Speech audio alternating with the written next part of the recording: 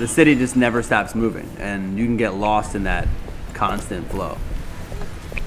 I always deeply connected to nature, and living in a city brings me to a point once in a while. I really need to break out of it.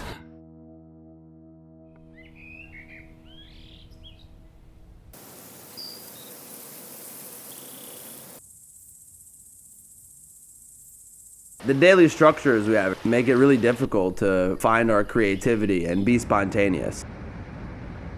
So we decided to do something about it. Nick and I hit the road out west to discover and to embrace and to bring back as much as we can.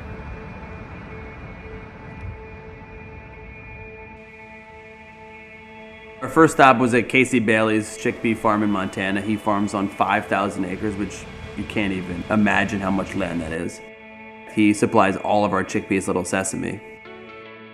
I grew up on this farm, so it's in my bones. I've decided that soil and farming and plants and community and living with people, participating in that was really important. I have proven to myself that I can grow a higher protein, healthy crop, only using biology, so using the perennial forages in rotation. He is pioneering a new way of farming that's changing the way America looks and is the future, and we're a part of it, and it's so amazing to see this little plant that connects the two of us. Always as a chef, I think there's a big thing with being able to see the full circle of the products you're using and understanding that what we use as our main ingredient is what he uses to fix the soil between his crops.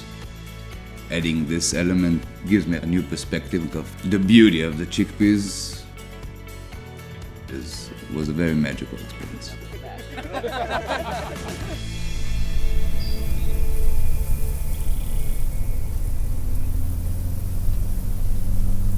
So we left the Great Plains and the grasslands and the big sky, and we worked our way through Oregon and landed in Portland. Good deal.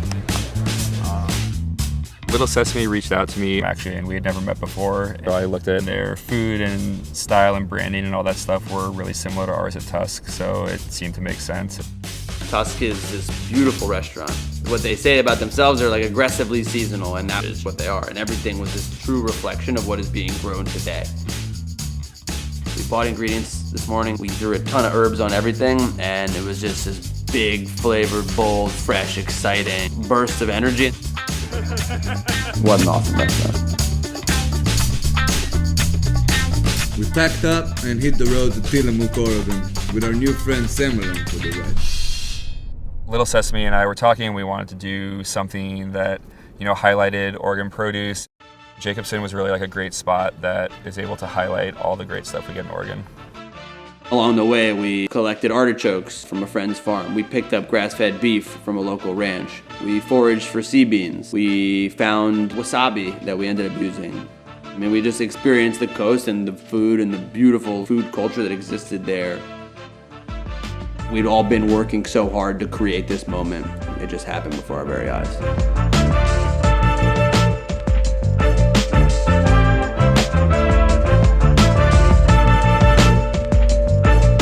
For me, I felt that connection to the space, to the coast and to the calmness of this little inlet of the sea that we were sitting on. All the ingredients, all those beautiful connections in this community. Sitting here with Nick and Sam planning the menu, there were so many ways for this meal to unfold. I felt like a physical connection with the place itself. It wasn't choreographed, it wasn't planned, it just happened. And I think that was, for me, this is why we traveled, was for this experience.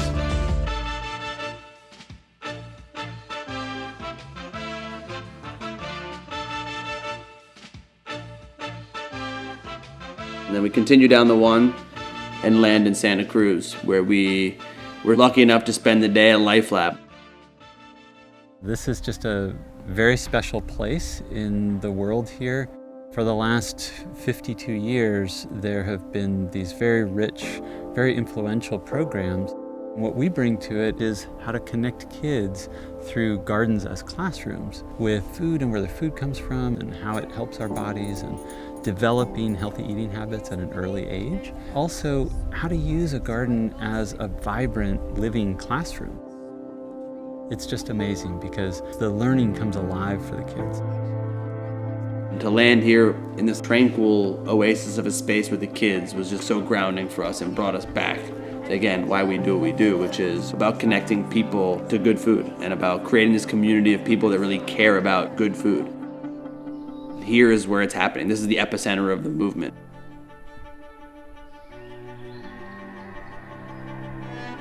Crossing so much by land, by car, feeling this vastness was amazing.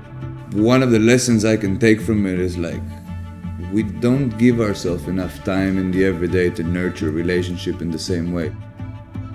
It was this true celebration of community. It was this chefs and farmers and winemakers, all new friends coming together to celebrate what we do every day and why we work hard to do what we do. And this power of food is this connector, a social tool that just goes deeper than any of us.